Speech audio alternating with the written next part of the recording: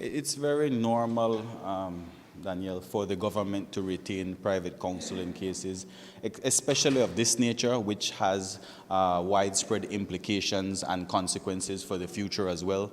As you know, police officers are bound by very strict regulations, very strict rules, and if there is a particular breach, whether it's social media policy or behavior by a particular officer in a political manner, those are matters, like I said, it's best to have that tried by the best attorneys. And so, yes, Mr. Marshalleck has been retained by the government to represent, and that is primarily to ensure that moving forward we do have the principles and the judgment in place that basically reinforces what the law says. We have to understand that we live in a very political nation whereby things get very tribal, people can get very offensive, and particular offices should not get involved in politics. That is the equivalent of saying me, when I become minister, I should terminate all UDP police officers because they're so against the PUP people.